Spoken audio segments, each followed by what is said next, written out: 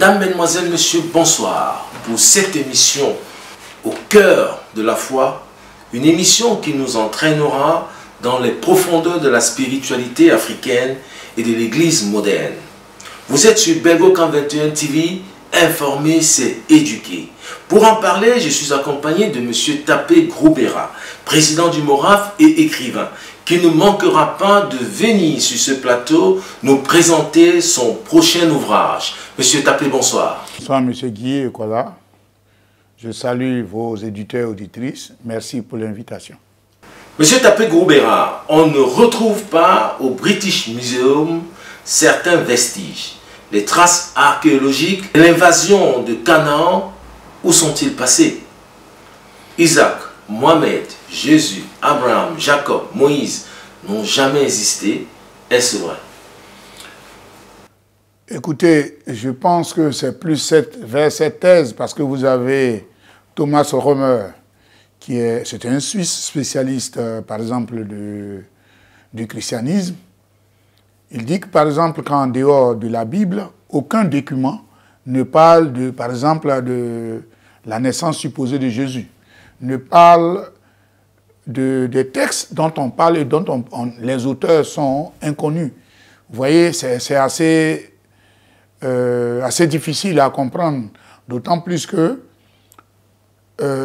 ces gens, enfin, cette personnalité, je préfère plutôt parler de personnages, voilà, qui pour nous ont été, c'est notre vision, ont été créés de toutes pièces, parce que l'objectif est, comme je l'ai dit lors de la première émission, si on prend le cas du christianisme, elle a été créée par la volonté d'un politicien, à savoir Constantin, qui en 325 va réunir le concile de Nicée. Donc Nicée, c'est la ville de... C'était en Turquie, la ville aujourd'hui porte le nom de Iznik. C'est là qu'il va réunir un certain nombre de prêtres, puisque à l'époque, il y avait des courants qui étaient là relatifs à un messie, parce que c'est ça aussi la question. Et donc c'est comme ça qu'il va réunir les prêtres pour pouvoir donner vie à ce qu'on appelle l'église qui va devenir catholique, c'est-à-dire qui va devenir universelle. Puisqu'il y avait plusieurs sortes d'églises, on va tout faire pour rassembler. Puisque nous sommes au temps des Romains, on va rassembler toutes ces églises pour leur donner une onction universelle. Vous voyez donc que c'est l'église catholique non de la volonté, d'une volonté politique.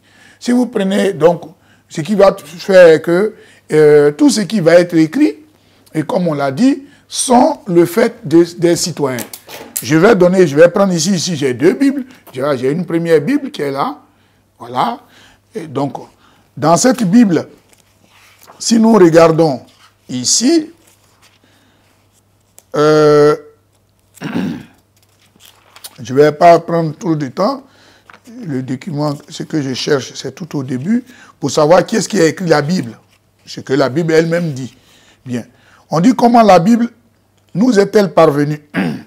La Bible, telle que nous la connaissons, est le fruit d'une longue histoire. Elle s'enracine dans la vie de petites communautés du Proche-Orient, du bassin méditerranéen. Ces communautés font peu à peu l'expérience d'un Dieu unique, libérateur, qui les accompagne à travers des crises et des moments heureux de leur vie. Les nombreux auteurs, vous voyez qu'on parle des nombreux auteurs des textes bibliques, appartiennent à ces communautés.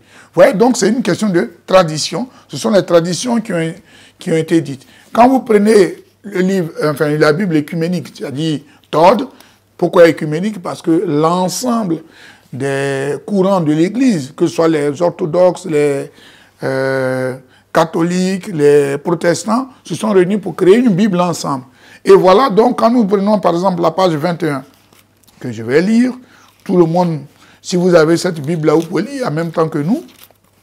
Vous regardez, donc, voilà ce qu'on nous dit.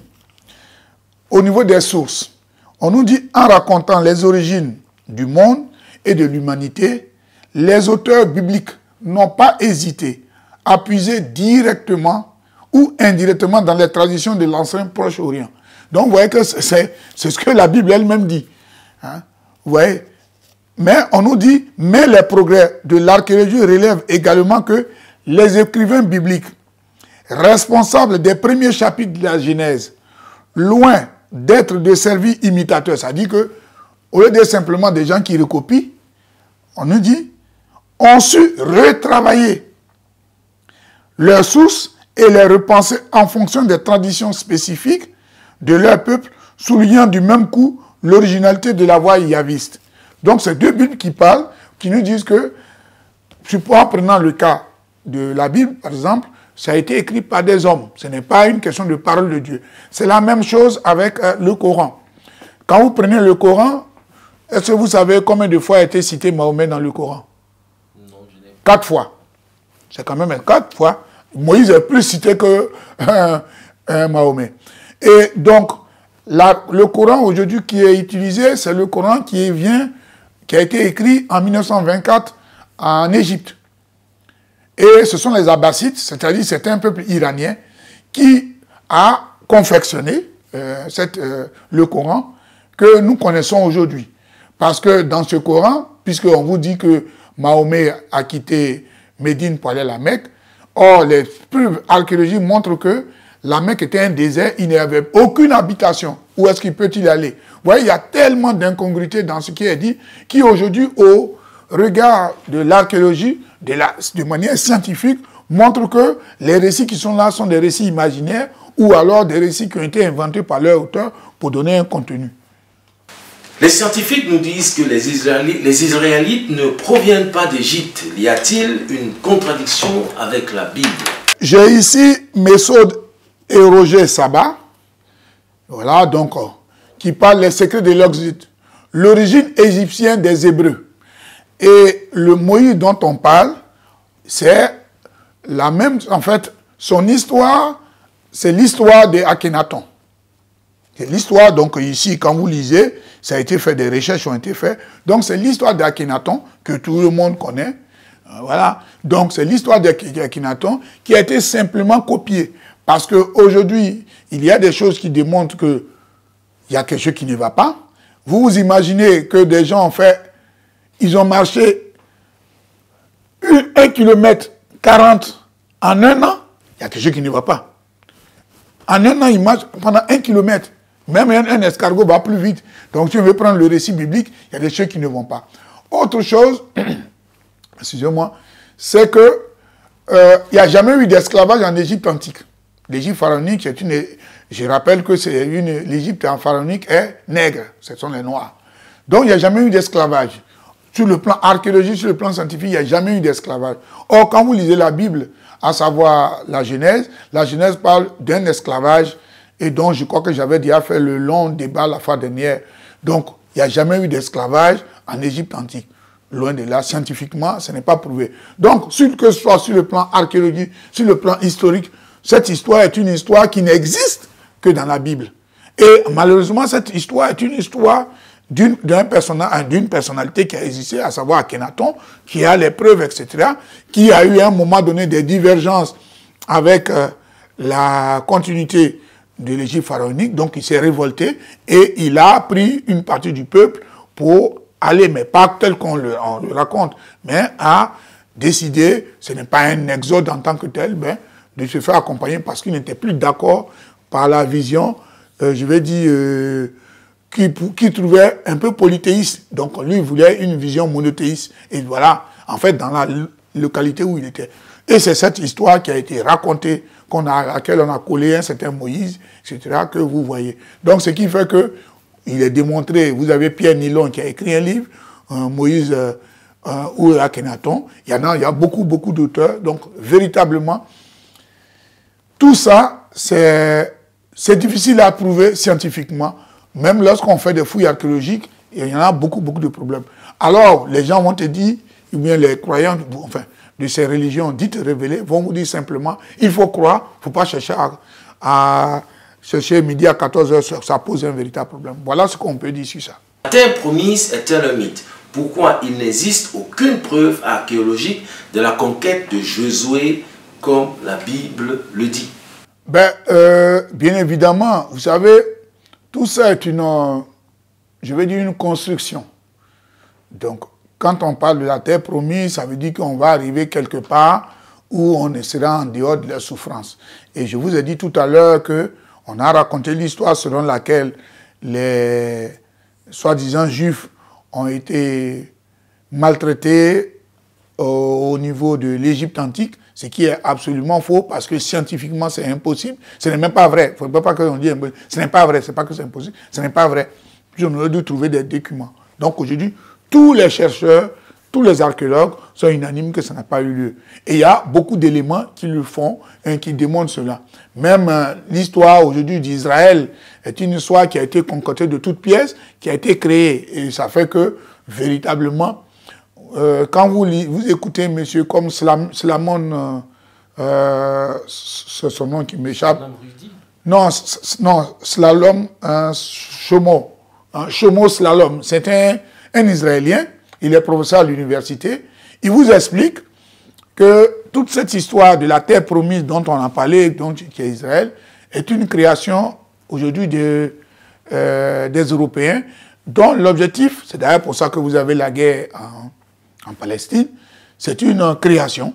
Et l'objectif, c'est de faire de telle sorte que cet espace-là leur revienne, parce qu'ils n'ont pas envie qu'au niveau, par exemple, des populations arabes et bédouines, qu'elles puissent créer une entité. Donc, en ayant un élément avancé, ça leur permet dans un premier temps de créer les discordes. Première chose. Deuxièmement, c'est une zone où il y a du pétrole, il y a beaucoup de choses, etc. Vous savez que le pétrole ne s'arrête pas à la frontière créée par les hommes. Et vous savez que l'Irak, l'Iran, tout ça ont du pétrole. Donc, dans ces zones-là, il y a du pétrole.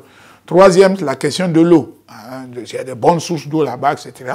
Donc, ce qui fait que cet espace, on veut forcément qu'il soit occupé par Israël, qui, je le rappelle, a été créé à l'ONU. C'est le seul État qui a été créé à l'ONU en 1948. Et Israël, dans sa constitution, il n'a pas défini ses frontières. Donc, ce qui veut dire qu'Israël même peut s'étendre jusqu'en Afrique. Ça fait partie de la norme. Donc, en fait, ici, il y a, comme je le dis, c'est comme si je me répète, beaucoup d'éléments sont des éléments créatifs.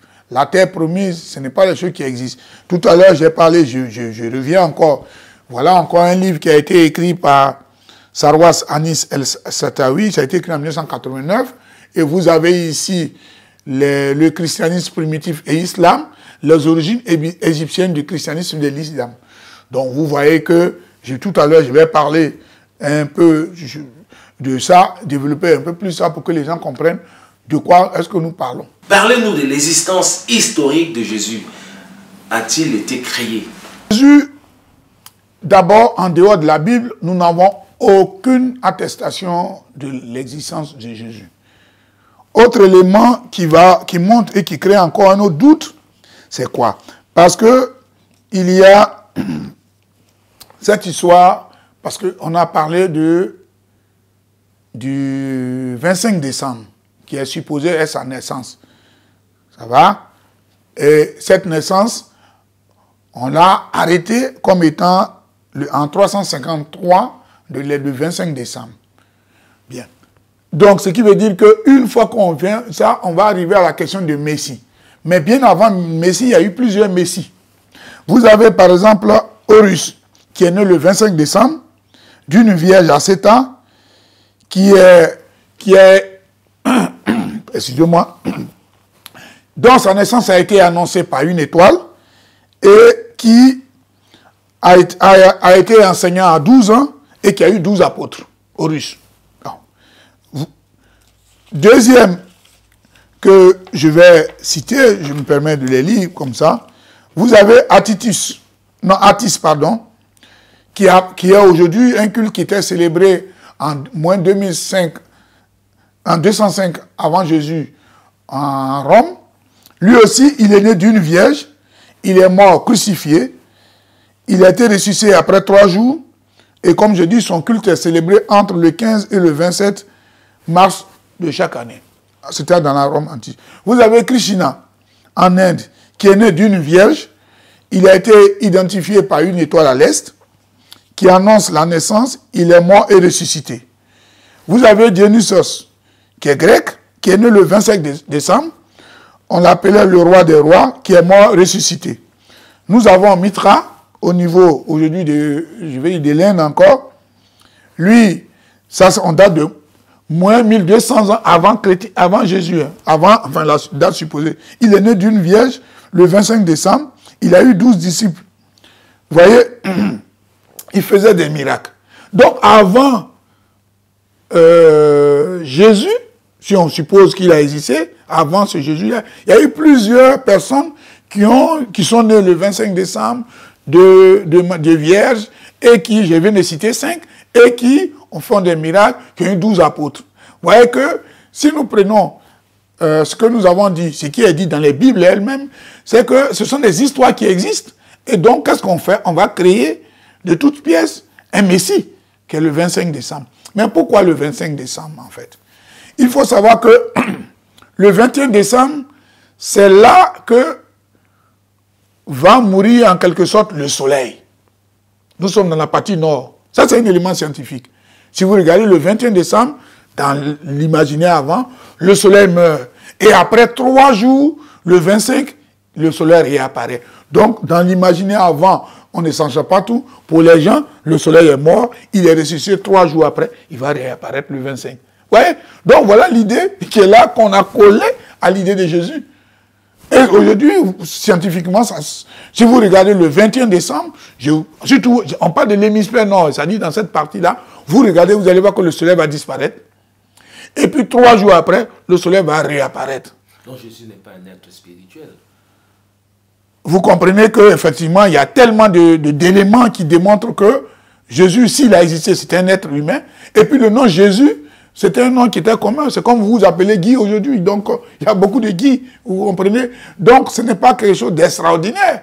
Et je vous ai parlé de plusieurs messies avant lui qui ont eu les célébrations. Parce qu'à l'époque, les gens n'avaient pas cette connaissance, c'est-à-dire la grande masse. C'est pas que les gens n'avaient pas les éléments avancés. Ils n'avaient pas la grande les connaissances aujourd'hui qui sont mis à la portée de tous. À telle enseigne que il y avait un certain nombre de personnes seulement qui disposaient de la science et la grande masse était ignorante. Et qu'est-ce qui se passe? C'est que quand quelqu'un y voit le 21, je pense dans l'hémisphère nord aujourd'hui, comme on le situe, quand quelqu'un, le 21 décembre, il voit le soleil disparaître, et puis 3 jours après le soleil apparaître, il n'y a pas de télévision, etc., pour annoncer, etc. Pour lui, le soleil est mort et il est ressuscité. Parce que le soleil est la source de vie. Sans le soleil, il n'y a pas de vie. Donc, voilà ces images-là. Donc, ceux qui vont observer vont commencer à raconter des histoires. Et peut-être que ceux, scientifiquement, par exemple, si vous prenez l'Égypte antique, pharaonique, où nos parents étaient très en avant, et donc les autres, ils vont essayer de venir, et au lieu de bien écouter, ils vont prendre les paroles. Et vous savez que quand on transmet une parole d'une autre, ainsi de suite, elle se déforme. Et donc, plus tard, en l'an supposé 0, on va créer un personnage qu'on va appeler Jésus, à qui on va coller toute cette histoire qui existait avant lui et faire croire qu'effectivement, qu'il est venu apporter des miracles. Est-ce que l'Église, à ce jour, participe au développement de l'Afrique, l'Église est une institution morale? Aujourd'hui, écoutez, l'Église, quelle est la participation de l'Église? À part créer cet égrégore qui est Jésus, qui pour diriger les énergies des gens vers cet égrégore. Fondamentalement, l'Église, à quoi elle a participé? On sait que l'Église a participé, par exemple, à l'esclavage. L'esclavage, que ce soit dans le Coran ou dans la Bible, n'est pas interdite. Loin de là, elle n'est pas interdite, bien au contraire. Donc, vous convenez qu'on ne sait pas si déjà, ce que je disais, si déjà l'esclavage ne fait pas partie des 10 commandements, ça pose un véritable problème. Bien au contraire, derrière lui, il y a des papes qui ont eu des esclaves. Donc déjà, si nous prenons dans le passé, si nous venons actuellement, vous avez actuellement, c'est quoi? Dans la Bible, on présente, voilà la situation qui est présentée. On dit aux gens de se repentir, de croire en Jésus, parce que Jésus il est mort sur la croix, ce qui n'est même pas vrai, puisque crucifier les gens à l'époque, c'était courant. Crucifier les gens, ce n'est pas quelque chose qui est spécifique à Jésus. C'était une manière atroce, surtout au niveau des Romains, de tuer les gens, il les tuait comme ça. D'ailleurs, quand vous regardez le film même qui est consacré à Jésus, Jésus n'était pas le seul qui allait sur la croix, on l'a crucifié aussi à d'autres personnes. Donc c'est une pratique. C'est comme aujourd'hui aux États-Unis où quelqu'un peut être condamné à mort, on peut l'électrocuter. Ce n'est pas pour autant qu'il y a un qui va dire que lui, il est un messie, il apporte. Non, ils ont choisi, ce peuple-là a choisi cette tradition-là d'exécuter des gens comme ça. Et à Rome, c'est comme ça, on exécutait les gens, on pointait, et puis on les tuait de manière sauvage et cruelle, etc. Donc, c'est un peu ça.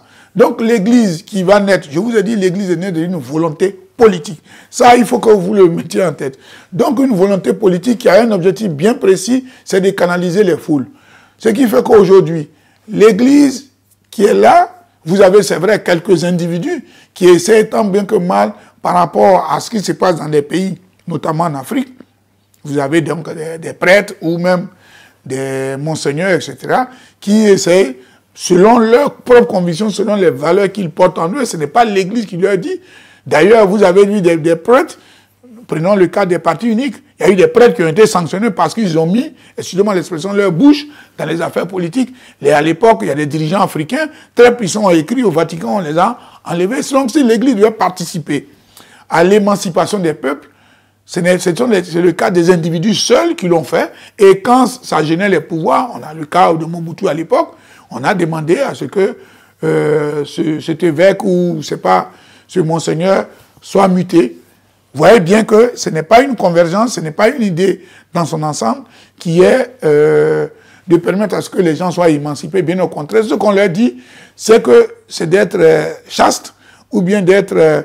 de se départir soi-disant des choses mondaines parce que le royaume des cieux leur appartient. Un peu la même chose ici quand vous avez des gens qui disent aux gens que s'ils meurent pour une cause au niveau de l'islam, vous avez, je ne sais pas combien, 12 vierges, je ne sais pas combien de vierges qui les attendent. Alors, mais si moi, je dois me bousiller pour 12 vierges au ciel, je préfère utiliser d'abord les 12 vierges quand je sais que je suis rassasié, puis je vais faire l'attentat, enfin, ou bien la situation kamikaze. Ouais, donc, on va utiliser des éléments sur le plan politique, mais en réalité donnant l'impression que c'est pour sauver les gens. L'Église catholique n'a pas pour vocation, ou bien les religions dites n'ont pas pour vocation de sauver quelqu'un. Celui qui croit à ça, effectivement, c'est comme il doit croire au Père Noël. Si vous croyez au Père Noël, alors c'est normal que vous croyez en Jésus, que vous croyez en Mahomet. Tout ça, c'est des histoires. Vous prenez le cas de Mahomet. Mahomet était un illettré. Jésus aussi est un illettré. Quelqu'un qui ne sait même pas lire, comment il peut écrire? Il y a quelque chose qui ne va pas. Il y a quelque chose qui ne va pas. Et quand vous prenez le Coran, ce qu'on appelle les éléments fondateurs du Coran, c'est-à-dire l'arabe, c'est un arabe très rare, qu'on ne trouve même plus, qui avait été écrit. Et donc on a écrit, c'est pour ça que je parle des Abbassides. Quand vous prenez la Bible, vous avez une partie en hébreu, enfin quelques documents, dit-on, qui est en hébreu, d'autres en araméen. Jésus, est-ce qu'il était araméen, etc. Oui, il y a tellement d'incongruités, etc., qui font ça. Donc, pour revenir en Afrique, c'est une institution qui permet aujourd'hui aux Africains de s'éloigner de leur spiritualité. Vous savez qu'à travers l'Église, on peut dire que votre mère et votre père sont comment on appelle, des sorciers.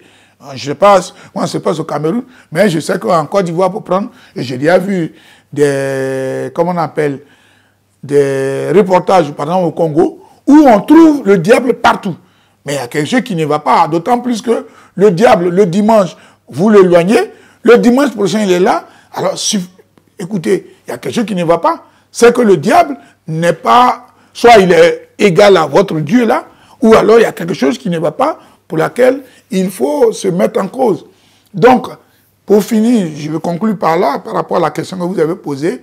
En ce qui concerne l'Afrique, nous croyons que beaucoup d'Africains, parce que ces religions dites révélées sont venues en Afrique par la force. Aucune de ces religions n'est venue de manière docile. C'est un peu comme maintenant, on va lancer des bombes pour imposer la démocratie. C'est la même chose. On est venu, nous avons accepté Dieu des chrétiens, Dieu des musulmans, par la violence, par la force.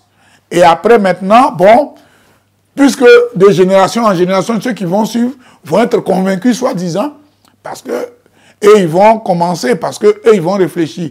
Mais il y a des choses qu'il faut comprendre. Je pense que cet aspect-là, on va en parler un peu plus longuement pour voir un peu la question de la spiritualité africaine et ces religions dites révélées. Mais sinon, je pense que c'est un échec qui... Enfin, c'est une manière de guider, d'emprisonner les populations à travers les religions dites révélées. Vous êtes président du mouvement pour la renaissance de l'Afrique. La spiritualité africaine, elle se perd. On a les kémites. Comment faudrait-il faire pour implémenter cette spiritualité africaine qu'on appelle les kémites? Bien. En fait, je pense que toute modestie mise à part, je vais essayer à ma modeste manière de parler un peu des kémites. Et d'ailleurs, je voudrais rappeler qu'il n'y a pas de kémitisme. Un kémitisme, c'est une doctrine. Or, les gens, en fait, kémite, c'est quoi? C'est le nom que se sont donnés nos ancêtres de la vallée du Nil. Le mot kémite, ça veut dire noir. C'est tout. Donc, ils se disaient noir. Bon, les Européens bloqués, ils disent non, que les gens parlaient de la terre noire. Donc, voilà un peu. Donc, les gens s'identifient à cette civilisation qui est la dernière des grandes civilisations africaines. La première civilisation dont j'ai parlé, c'est la civilisation de Mpumalanga, qui a commencé depuis l'Afrique du Sud. Ensuite, il y a eu, vous avez donc le Zimbabwe qui a été inclus dedans, l'évolution. Après, nous avons eu la civilisation de Shango, dans la région du Centrafrique, Congo, etc. Après, nous sommes allés légèrement au-dessus, puisque les hommes avancent. C'est d'ailleurs pour ça que je vous ai parlé un peu de nos parents. Quand ils disent qu'ils remontaient, hein, les parents, c'est comme ça, ils allaient. Donc, ici, donc ils étaient là, et ils sont descendus, pardon, je dis, donc ils étaient là, ils sont descendus. Donc, vous voyez qu'ils sont logiques et cohérents dans ce qu'ils ont fait. Et après, ils se sont retrouvés dans la région de Soudan actuel, le nord du Mali, etc. Et ils ont créé la civilisation de Couche, ou Nubia. Et après ça, il y a eu la civilisation qui est l'Égypte pharaonique, mais qui a été stoppée par les envahisseurs. En moins 525 de l'ère chrétienne, hein, les Perses. Ensuite, il y a eu jusqu'à, il n'y a pas longtemps, jusque-là. Ce qu'il faut savoir, c'est que c'est la spiritualité africaine qui a été faite. Je vous ai dit, je rappelle que la première observation, c'est-à-dire le premier culte du soleil, a été fait en Mpumalanga. Hein, ça date vraiment, il y a plus de...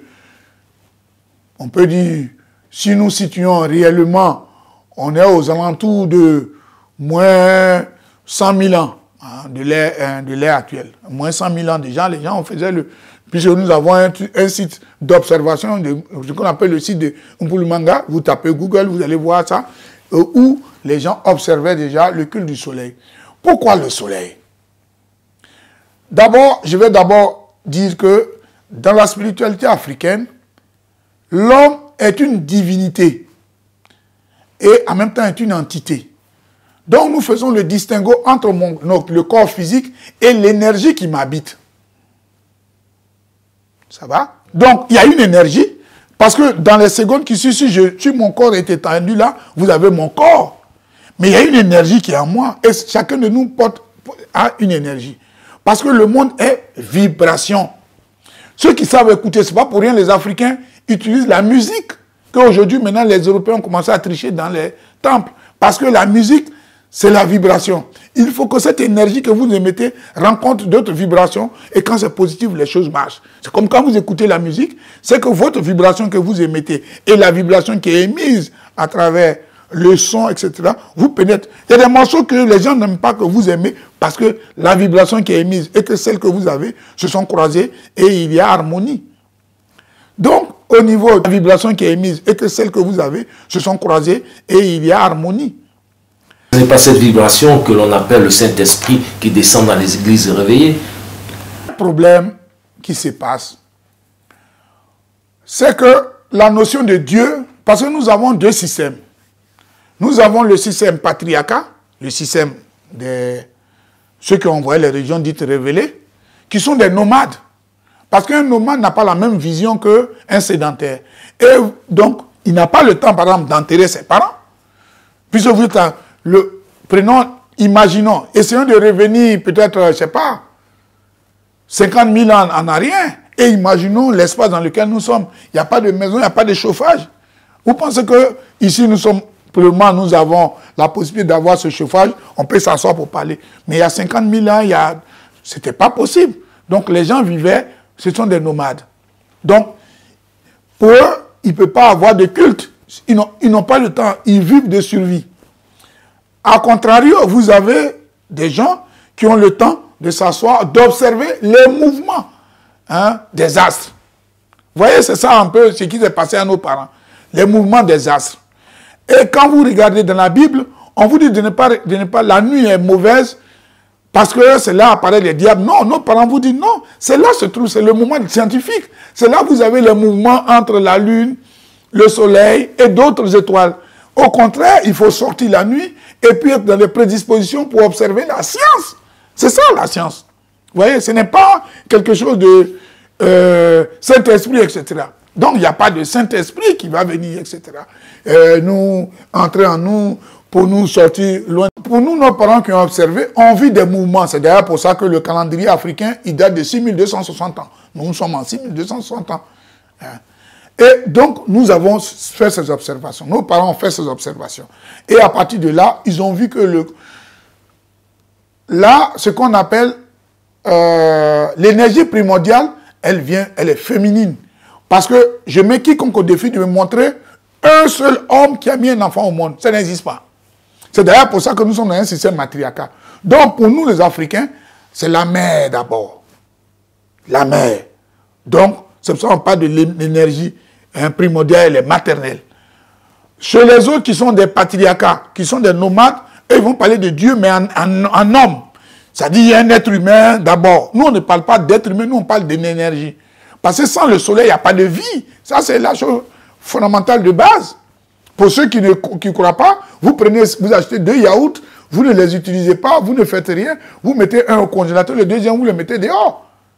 Et puis vous attendez, je ne sais pas, en été. Vous prenez celui qui est au congélateur, quand il va se passer, il est toujours là. Celui que vous mettez dehors, quand vous le prenez, vous ouvrez. Vous simplement, vous ouvrez, vous avez, il y a la vie dedans, il y a des chenilles. C'est ça, en fait. Voilà comment nos parents observent. Donc, il y a un liquide, c'est comme le liquide de nos mamans. C'est un liquide dans lequel il y a des vies. Et cette vie-là, il y a une autre énergie qui t'a apporté, qui va donner vie. C'est comme ça. Donc, vous avez le chemin le plus facile à voir quand j'ai parlé du yaourt. Le yaourt, il est fermé, vous ne l'ouvrez pas, vous le mettez là. C'est simplement qu'il y ait le soleil, et vous allez voir que le soleil va faire naître la vie à l'intérieur. Donc, c'est ça l'idée de nos parents qui, depuis le Malanga jusqu'à la chose, a été codifiée, ainsi de suite. Donc, voilà un peu l'idée des Kémites. Ce qu'on demande aux Africains, en particulier, c'est d'aller dans leur terroir. Oui, on ne demande pas. C'est pour ça qu'il ne faut pas parler de kémitisme. Le kémitisme, c'est une doctrine qui a pour objectif, comme dans les régions dites révélées, d'embrigader. Non, non. On dit à chacun, vous êtes Camerounais, vous êtes issu d'une communauté. Moi, je suis la Côte d'Ivoire, je suis de la communauté BT. Donc, moi, je vais chez moi, dans mon village. Et je pose la question à mes parents. Parce que il y a ce qu'on appelle les éléments de l'espace. Nous avons l'eau, le feu, la terre, l'air, l'éther. Vous savez, l'espace qui nous enclave. Le vent, pardon. Ce que j'appelle l'air. Donc, tous ces différents éléments pour qu'ils se manifestent, ils vont prendre, vous voyez, la terre ici que nous voyons, va prendre ce qu'on appelle une forme physique. Mais la terre a une énergie. C'est ça qui est sa divinité. Il pourrait mener plusieurs divinités. Quand vous prenez l'air, l'air aussi, on le sent, mais il y a les divinités. Donc, toutes ces divinités-là, vous pouvez, vos parents ou des gens, à un moment donné de leur histoire, parce que n'oubliez pas que lorsque nos parents ont été contraints de combattre contre des ennemis qui sont venus de l'extérieur qui les tuaient, ils ont signé ce que les gars vont appeler des pactes diaboliques, mais ils ont permis à des survies. Donc, à un moment donné, ils ont fait appel à des divinités qui les ont aidés pour qu'ils survivent. Parce que si ce n'est pas ça, nous aujourd'hui, on ne serait pas vivants.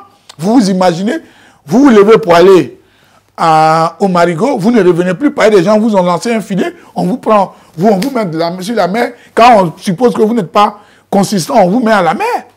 Vous voyez? Donc, pour que les gens puissent résister, ils ont parlé avec les divinités et les divinités les ont protégés et aujourd'hui, si vous trouvez que, parce que c'est une question d'évolution, si vous trouvez que les divinités, par exemple, vous pouvez avoir une divinité qui est liée à l'eau de chez vous, vous savez, donc la personne spirituellement la plus avancée va dire aux gens, évitez, nous allons avoir on va invoquer la divinité de cette eau-là, de cette rivière, qui, elle, nous protège à tel enseigne que quand quelqu'un vient de l'extérieur, il est animé de mauvaises intentions, il peut avoir un pare-feu. Donc les gens ont vécu pour faire ça. Mais cette divinité qui est là, à qui on rend, c'est de la même manière que dans les régions dites révélées. Parce que dans la Bible, je peux vous montrer des passages où, soi-disant, Jésus aurait craché dans sa main, il a fait ça. Nos parents font la même chose. Il n'y a rien de spécial. Donc c'est d'aller chez nous et de demander pour voir à quelle divinité nous étions liés, ainsi de suite. Et à partir de là, nous allons voir un peu, est-ce que les divinités auxquelles nos parents étaient liés, est-ce que le pacte, il doit toujours continuer? Oui, si c'est non, alors on s'arrange pour rompre ce pacte, parce qu'on veut avoir une nouvelle alliance.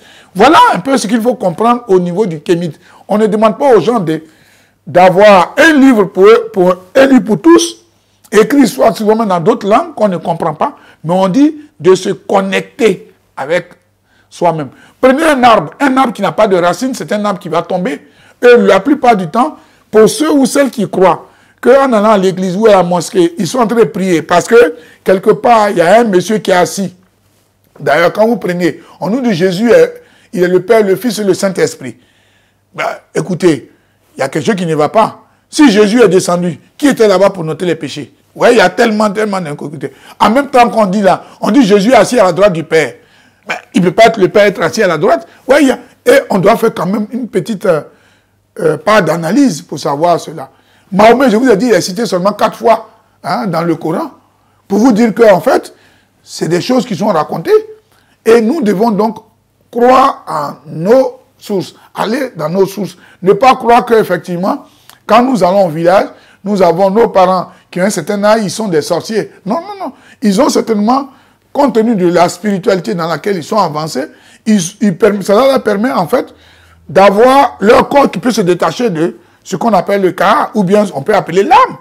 Oui, c'est ça. Ça veut dire quand vous êtes à un moment donné avancé, c'est comme si vous prenez aujourd'hui les astrophysiciens, un astrophysicien qui lui prend son temps pour observer le soleil, la lune, les étoiles, les autres, tout ça, etc. Lui souvent, les choses sur la terre, il trouve ça aberrant parce que ce qu'il voit là-bas, il sait que l'homme est insignifiant par rapport à l'univers. Donc, lui s'est dit, mais pourquoi nous nous battons pour si peu, etc. C'est la même chose. Quelqu'un qui a réussi à augmenter, à avoir... Parce que l'homme est né, c'est pour ça qu'on dit l'homme était un petit Dieu. Enfin, j'ai dit Dieu pour que les gens comprennent, mais nous, on parle de divinité. L'objectif de l'homme, c'est de s'élever. C'est ça, l'objectif de l'homme, c'est de s'élever. Ce n'est pas de rester sur les éléments qu'il attire ici, sur la terre. C'est-à-dire, on n'a pas dit enfantation. Nous ne disons pas aux gens de ne pas être riches, mais c'est d'avoir une élévation spirituelle. Or, les gens ils se lèvent, ils vont à l'église. Comme disait le professeur Nusseré Kalala qui allait pour d'autres missions. La veille, je vais attraper une fille quelque part, je vais coucher avec elle, je viens, je me lave, le lendemain, je vais à l'église. Mais ça veut dire que je n'ai aucun respect même du lieu où je vais. Mais comme je me suis lavé, soi-disant, sur le plan de la spiritualité, il y a quelque chose qui ne va pas. Alors que, quand vous avez, dans le cas de la spiritualité africaine, il y a un certain nombre d'interdits qui sont faits parce que, dans cette période, il ne faut pas faire cela. Voilà, pas parce que c'est méchant, mais pour que, effectivement, l'énergie que tu mets, l'énergie soit réceptive, de telle sorte que tu puisses t'élever. Parce que chacun de nous, il n'y a pas de compte à régler, enfin, il n'y a pas d'envoyer quelqu'un en enfer. Celui qui croit à ça, je lui ai dit qu'il croit simplement au Père Noël. Il n'y a pas.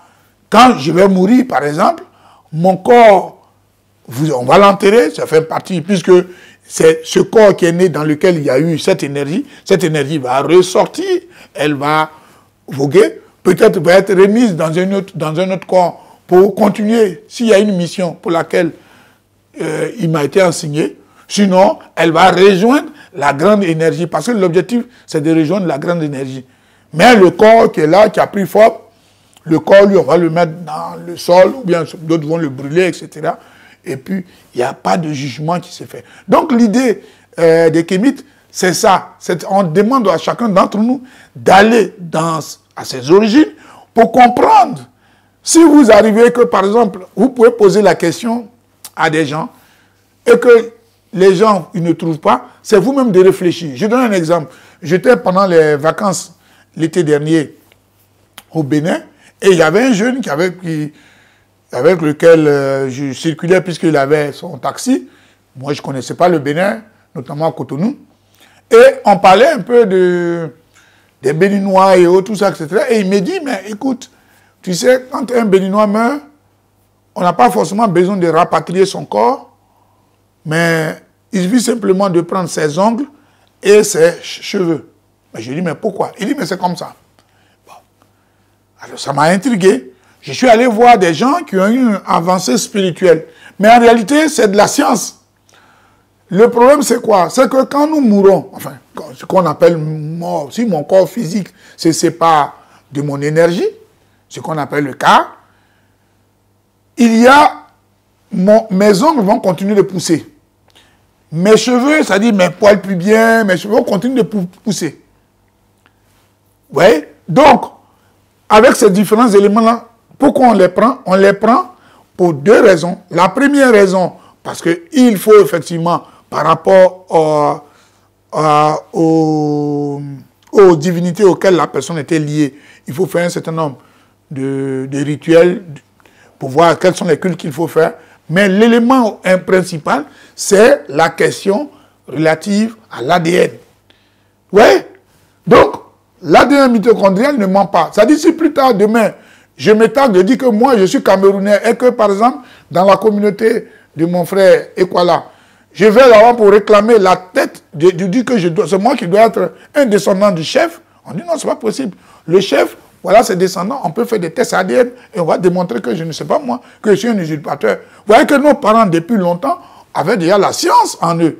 Donc ici, nous, on parle de science. On ne parle pas de trucs dogmatiques. S'il y a quelque chose qui vous bloque, il faut le prendre sur le plan scientifique.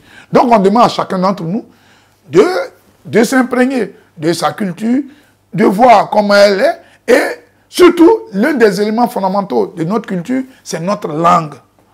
Là, on ne fait jamais pas attention, mais la langue qui est là, je ne parle pas de langue, le muscle est là, mais la langue parlée.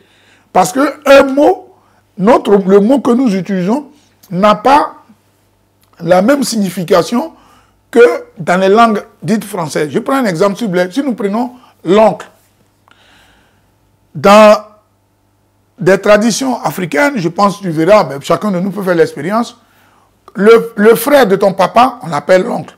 La sœur de ton papa, on l'appelle l'oncle. Le frère de ta maman, on l'appelle l'oncle. La sœur de ta maman, on l'appelle l'oncle. Or, dans nos langues, il y a une différence. Vous voyez? Donc, ça veut dire qu'il y a une autre énergie qui est développée. Donc, c'est la même chose quand vous lisez la Bible. Vous lisez la Bible de manière profane, mais eux, donc, c'est leur langue maternelle, ils ont cette vibration à travers la Bible et le Coran. Ce n'est pas pour rien. Les Arabes ne veulent pas que vous traduisez dans d'autres langues. Parce qu'ils savent quelle est la vibration qu'ils émettent. Mais que vous n'allez pas pouvoir émettre, puisque vous n'êtes pas connecté à leur divinité. C'est aussi, excusez-moi, c'est aussi bête que ça. Voilà, donc nous, on demande aux gens de se connecter aux divinités, de se connecter, c'est-à-dire l'énergie que j'ai en moi doit être connectée à d'autres énergies. C'est la chose la plus simple. Quand je prends un téléphone, si je compose un numéro, c'est que il y a quelqu'un qui va répondre parce que l'énergie qui va être ici, qui est une énergie vibratoire, va arriver là-bas de manière ondulaire chez quelqu'un, pas que quelqu'un d'autre. Mais je ne peux pas appeler Guy et puis Martial va répondre. Ce n'est pas possible. C'est la même chose sur le plan de la spiritualité. Nous, on évoque les ancêtres des autres et on veut que ces ancêtres-là répondent à notre situation. Ils ne nous connaissent même pas. Jésus ne nous connaît pas. Mahomet ne nous connaît pas s'ils ont vraiment existé. Mais par contre, quand vous prenez les parents qui sont de chez nous, ils nous connaissent, ils savent de quoi il s'agit. Donc vous pouvez, puisque ce sont eux qui connaissent les nombrils, ils nous ont dévancés. Mais quand on parle des ancêtres, souvent les gens disent non, c'est quoi un ancêtre? Un ancêtre d'abord c'est quelqu'un qui est mort avant nous. On va supposer même que Jésus et Maman existaient. Ce sont des ancêtres. Ce sont des ancêtres les deux là. On va dire oui, bon, Jésus, il est né, il va ressusciter 3 jours. On va supposer que c'est vrai. Mais quand vous parlez de Saint-Pierre, des choses, etc., ils ne vont pas ressusciter. Et c'est quoi? Pourquoi vous les adoptez? Les Saint-Antoine, les Saint-Valentin, pour prendre ceux qui font la fête des amoureux là. Saint-Valentin, c'est quoi? Donc c'est un ancêtre à qui on a attribué qu'il est lié à la divinité par exemple de l'amour. Aussi bête que ça, excusez-moi l'expression. Donc on dit Saint-Valentin, on célèbre ça. Mais c'est celui, il a ce qu'on appelle la divinité de l'amour. Donc quand je célèbre ça, ça veut dire que je célèbre cette divinité. Donc il n'y a rien de particulier qu'un élément doctrinal qui nous empêche, nous les Africains, de réfléchir et d'appeler les divinités. Parce que je dis, la vocation de l'être humain qui est une divinité, c'est de pouvoir s'élever. Ce n'est pas de rester bas. Parce que après, lorsque le corps se sépare de l'énergie, cette énergie-là doit encore refaire un autre boulot pour qu'effectivement elle puisse s'élever. Bien évidemment, ça va prendre du temps. Donc, notre objectif, c'est de nous élever. Prenez une plante. Lorsque la plante, la graine dans la main, la plante s'élève. Donc, nous aussi, nous avons cette chance de nous élever. Donc, voilà la question de ce que nous appelons en termes kémites. Donc, kémites, ce sont des parents qui sont distingués. Et le professeur Cheikh Anta Diop, dans la Nation d'Agriculture, a identifié que, par rapport aux écrits, les gens s'appelaient kémites. Maintenant, aujourd'hui, donc, ça dépend, kémite, etc., pour désigner le noir.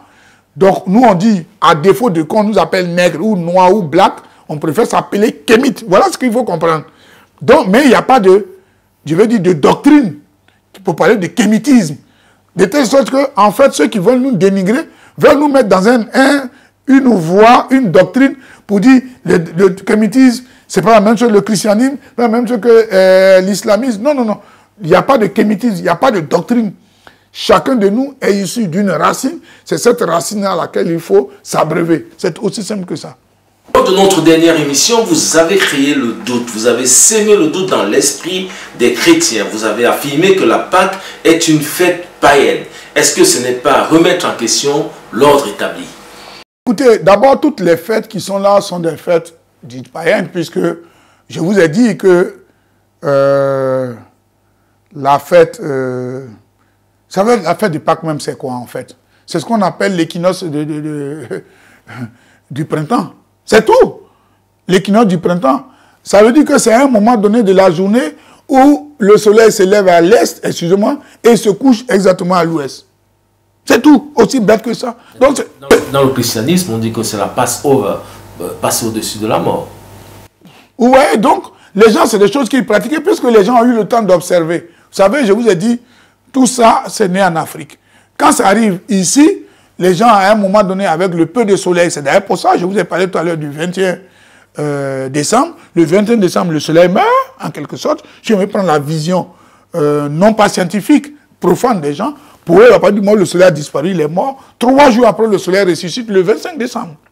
La même chose va arriver au mois de décembre, au mois de mars. Au mois de mars, pendant cette période, vous avez donc l'Est, c'est-à-dire que nous avons donc les deux hémisphères qui sont tournés ici vers le soleil et pratiquement vous avez un élément, c'est-à-dire comme une forme d'harmonie de l'Est vers l'Ouest tous les jours. Il n'y a pas de...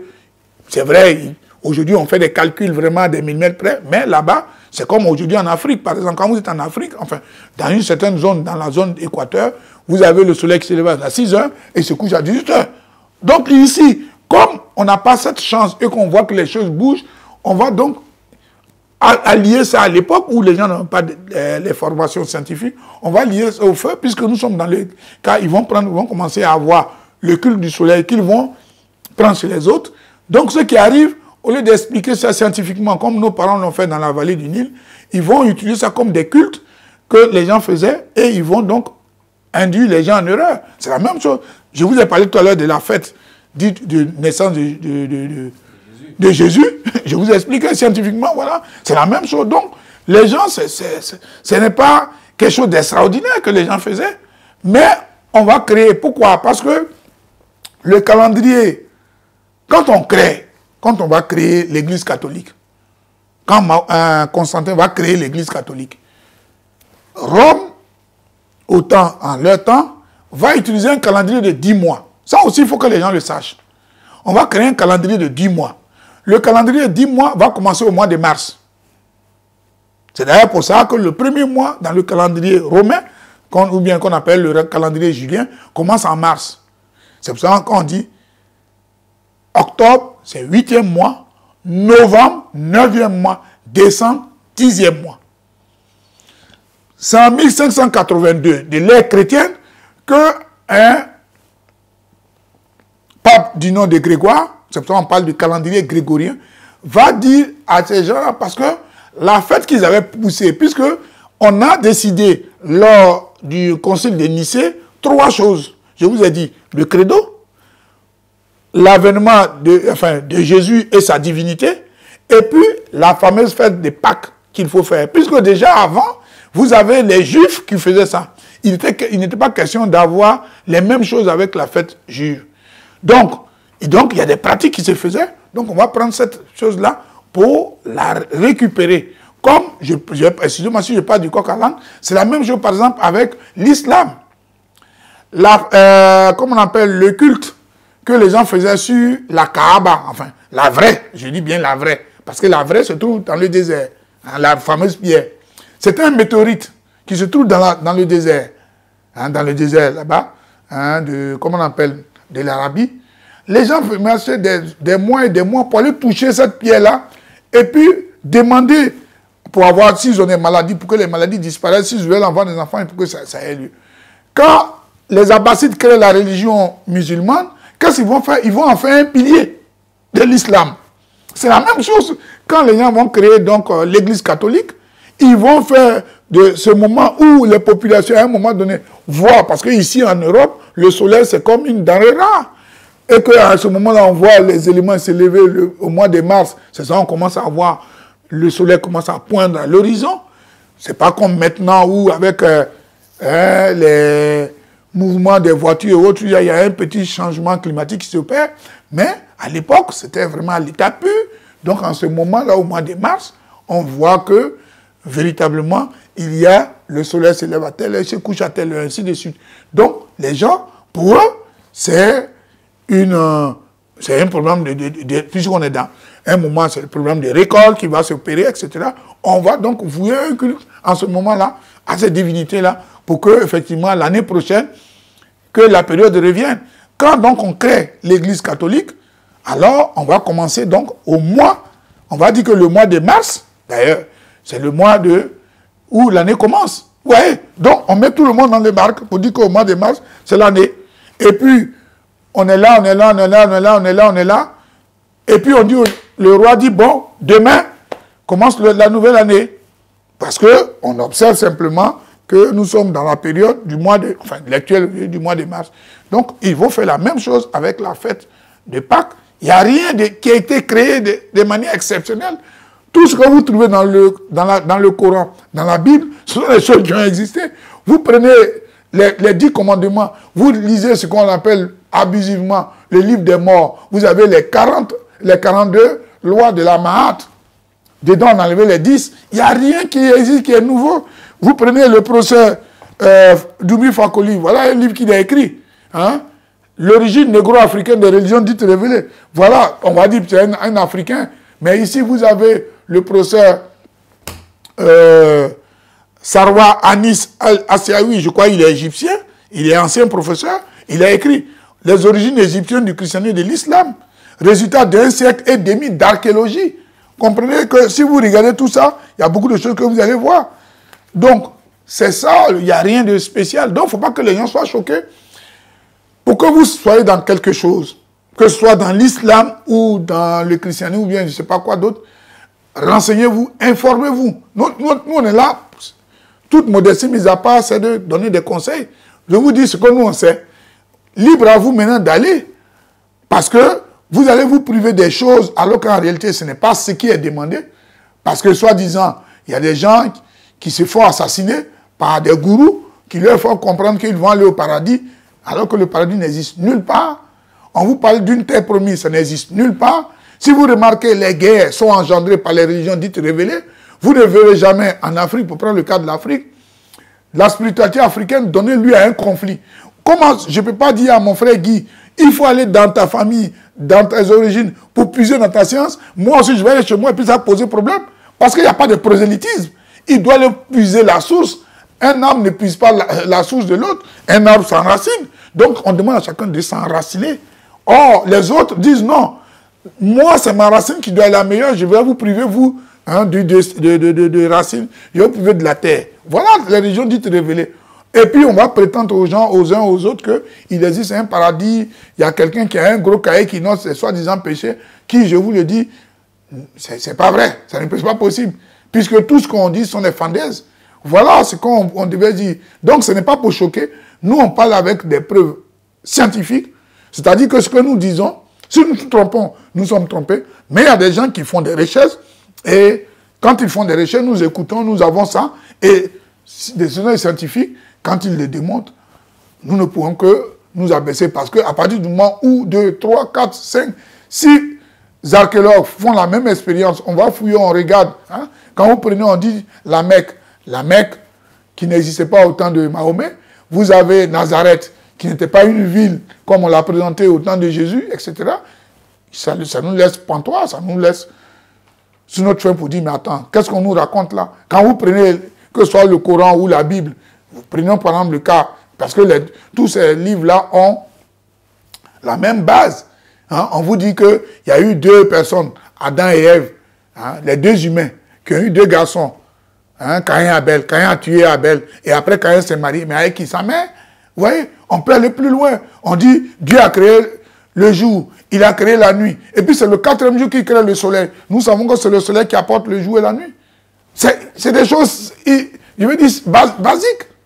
Mais quand on va vouloir lire la Bible comme, ouais, Dieu va créer. Non, Dieu n'a pas créé Dieu, etc. Non, c'est pas possible. C'est pour ne pas raconter des choses. Il ne peut pas créer le jour et la nuit.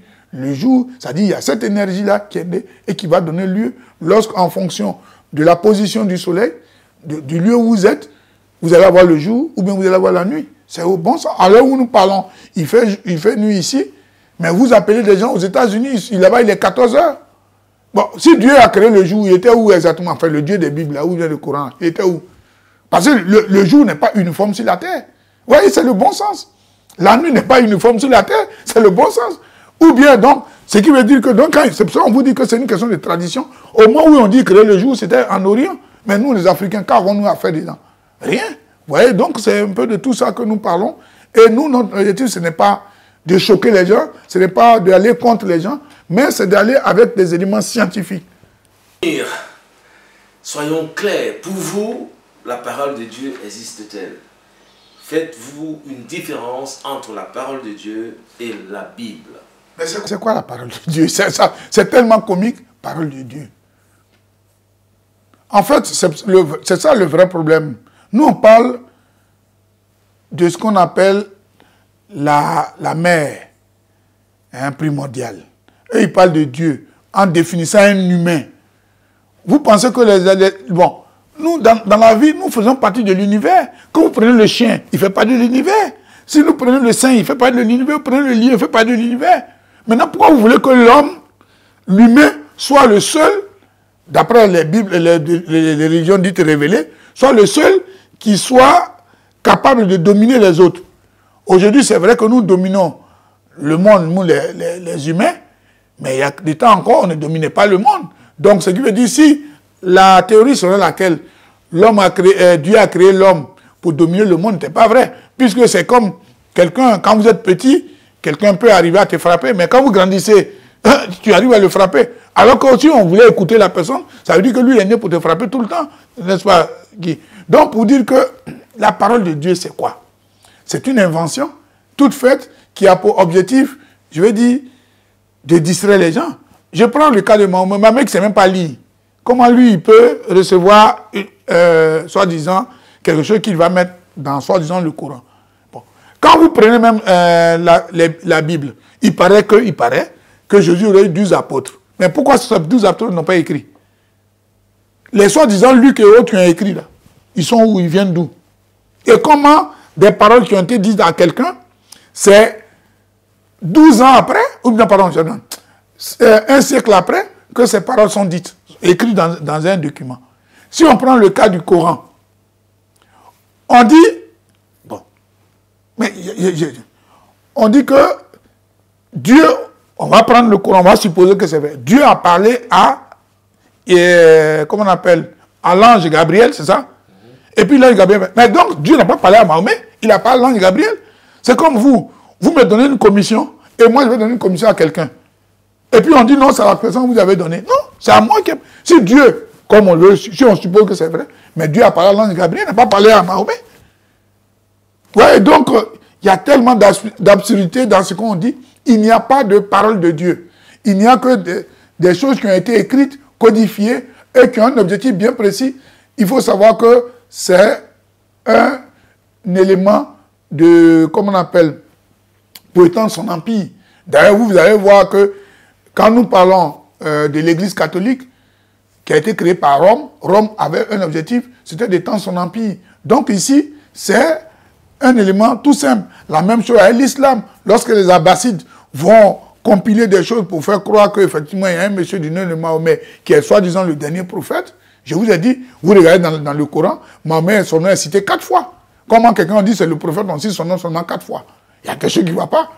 Il y a quelque chose qui ne va pas. Ça veut dire qu'on s'est arrangé pour... Et même, des gens doutent. Quand vous regardez, je n'ai pas les éléments ici, mais sinon je vais citer, vous allez voir, on cite le nom de Mahomet, on a l'impression qu'on parlait de quelqu'un d'autre et puis on a mis le nom de Mahomet dedans. Vous voyez? Donc il y a quelque chose qui ne va pas. Donc toutes ces paroles ne sont pas les paroles de Dieu. Je suis l'homme de Dieu. Ça veut dire quoi l'homme de Dieu? Chacun de nous est une entité. Parce que nous avons un corps qui contient tout. Mais en même temps, nous sommes une divinité. Et c'est ça. Donc c'est nous qui devons nous connecter à la divinité suprême. À la divinité suprême. Ce n'est pas quelqu'un d'autre qui va être un relais auprès de la divinité suprême. Chacun de nous. Et d'ailleurs, les gens font seulement bien ça qu'ils distraient les gens. À l'église, qu'est-ce qu'on vous dit? Priez. Pourquoi on ne dit pas, attendez, je vais prier pour que ça marche sur vous? N'est-ce pas? On dit prier. Le pasteur, quand lui a des problèmes, qu'est-ce qu'il demande? Que vous cotisez. Mais quand vous avez des problèmes, il vous dit quoi? De prier. Mais prier qui? Si lui, c'est lui qui est l'élément entre vous et enfin, celui qui doit faire la commission. C'est quand vous prenez quelqu'un qui est entre vous et le chef de l'État. Si vous l'envoyez, quand il fait votre commission, il revient.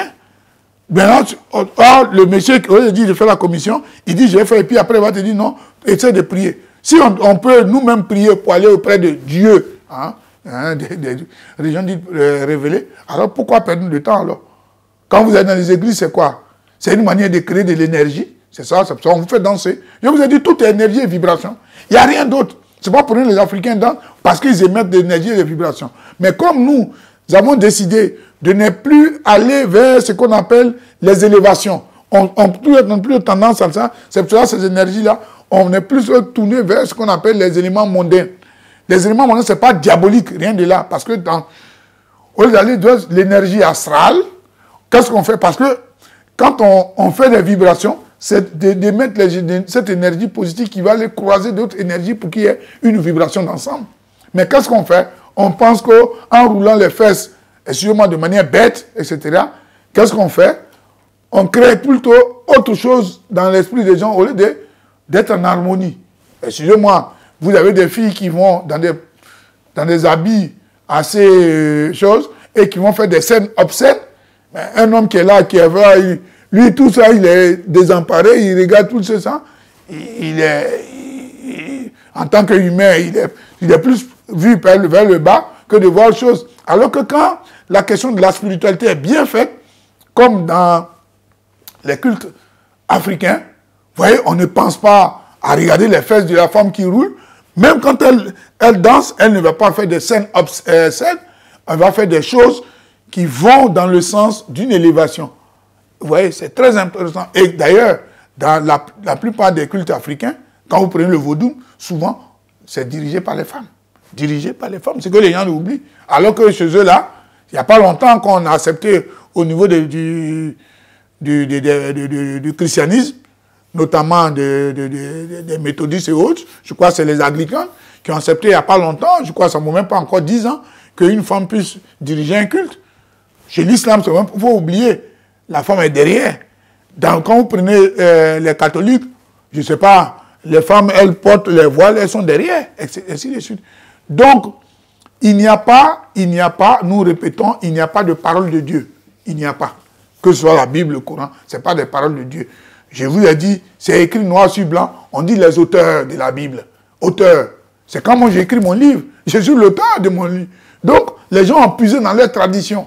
Comment la Bible même dit que les gens ont puisé dans leur tradition, vous dites que c'est la parole de Dieu. Alors, il y a quelque chose qui ne va pas. C'est écrit noir sur blanc dans la Bible. La Bible tombe ici. Je vous ai montré, j'en ai pris 2. J'en ai comme ça 5 ou 6.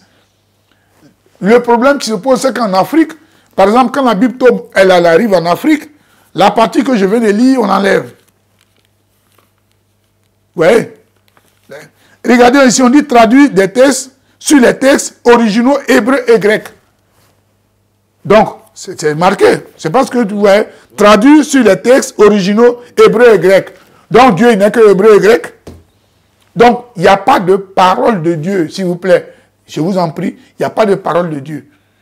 Moi, je lis la Bible de temps en temps, quand j'ai envie. Pourquoi? Parce que je veux savoir un peu ce qui s'est passé au Moyen-Orient, ce qui s'est passé là-bas, etc.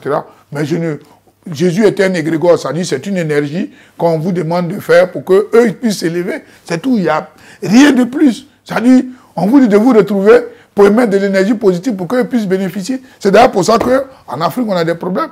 Puisque on s'assoit pour célébrer les cultes des anciens, leurs anciens. Et ils ont dit que Jésus était un ancêtre méritant. On a dit que Saint-Pierre était un ancêtre méritant. On a dit Saint-Valentin était un ancêtre méritant. Les gens ne font jamais rien au hasard. Vous êtes là le 14 février, Saint-Valentin. Mais pourquoi on dit Saint-Valentin? Mais c'est parce que c'est un ancêtre pour eux, c'est un ancêtre méritant. Donc, il y a plusieurs Valentins, mais celui-là, il doit être élevé. Donc, quand vous le cultivez, ça n'a aucun incident. Mais eux, c'est leur culte. Quand le 1er novembre, ils vont comment on appelle, au cimetière, et le 2, c'est le truc des saints. Ce n'est pas pour eux faire du hasard, mais c'est pour encore célébrer leurs saints. Mais quelqu'un se trouve au Cameroun quelque part, en Côte d'Ivoire, en Guinée, en Afrique du Sud, lui va célébrer Saint Thomas, Saint Matthieu, Saint chose, etc. Parce qu'ils ne sont pas bêtes. Vous savez, quand quelqu'un devient pape, il laisse son nom et il prend un nom. Donc ce sont ces noms-là. Quand il meurt, quand je dis, je vais célébrer Saint Jean-Paul II. Mais c'est un Polonais que je vais célébrer. Alors que je pense, pour moi, on me dit, il a été canonier. Hein, donc, il est élevé au rang des saints parce que Dieu l'a élevé, je ne sais pas où, etc. Il n'y a pas de parole de Dieu. S'il vous plaît, il n'y a pas, je répète pour la dernière fois, il n'y a pas de parole de Dieu dans ces livres-là.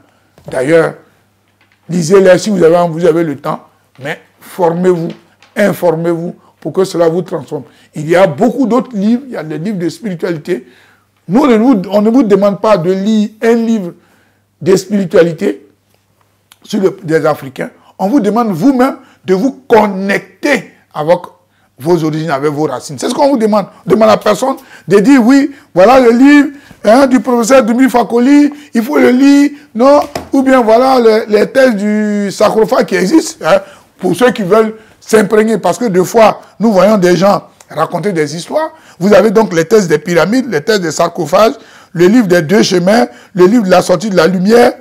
Et je vais vous dire, les dates sont là. Le livre des pyramides, il date de 2780 à 2280. Ça dit, c'était des livres qui ont été écrits avant. Hein, et là, la différence entre les textes dont je parle, les papyrus existent. Quand vous prenez la Bible ou le Coran, il n'existe aucun document original de ça. Je répète, la Bible et le Coran, il n'existe aucun document original de ces deux-là. Pour la dernière fois, la Bible et le Coran, il n'existe aucun document original de ça. Or, quand vous prenez, je vous ai dit, les textes de sarcophage, il existe les papyrus. C'est vieux, mais ça existe. Vous avez le livre des 2 chemins, ça existe. Le livre de la sortie du jour à la lumière, ça existe. Voilà. Donc, c'est la différence des documents qui n'existent pas, qui n'ont aucun document original. Qu'est-ce qui s'est passé? On a pris, on a traduit, on a copié la copie, des copies. C'est ça, on va vous montrer. Demandez, si vous voulez, à votre pasteur qui nous montre, comme M. Guy Ekwala, vous allez dans tous les musées, vous allez avoir peut-être, je vous ai dit là, prenons le Coran que nous avons, le Coran le plus ancien, il date de 1924. C'est le Coran qui vient d'Égypte. Ce n'est pas l'Égypte en pharaonique, mais l'Égypte en 1924. C'est lui que tout le monde utilise. Vous prenez la Bible, c'est une Bible qui est copiée des textes hébreux et latins. Ça, c'est récent. Aujourd'hui, nous parlons des langues qui n'ont pas existé. C'est comme vous prenez le français. Le français, il devient un français. Il est imposé à partir de 1539 à l'édit de Corrèze. Donc, avant 1539, on ne parlait pas le mot français n'existait pas. D'ailleurs, même à cette époque encore, ce n'est pas encore le chose, on appelait, la langue qui était appelée, c'était quoi? C'était le roman. C'est d'ailleurs pour ça que vous parlez de l'Italie romane, vous allez en Suisse romane, etc. Et c'est petit à petit, après la révolution dite française, que ça prend son ampleur. Donc, le latin, le grec, ce sont des langues qui sont récentes. Comme nous en Afrique, nos langues aujourd'hui que nous avons sont des langues qui sont récentes. Quand je dis je suis, je viens de Douala et que je parle le Bété, ou bien comment on appelle, je viens de Côte d'Ivoire, je parle l'Agni, je viens je parle le Mading, ce sont des langues qui sont récentes. Il y a d'autres langues qui étaient là, mais on peut avoir gardé peut-être la base. Parce que nos parents, en quittant peut-être la vallée du Nil, pour certains, ils parlaient une langue, et cette langue au fil du temps, parce que vous savez que la langue, elle est fonction du moment.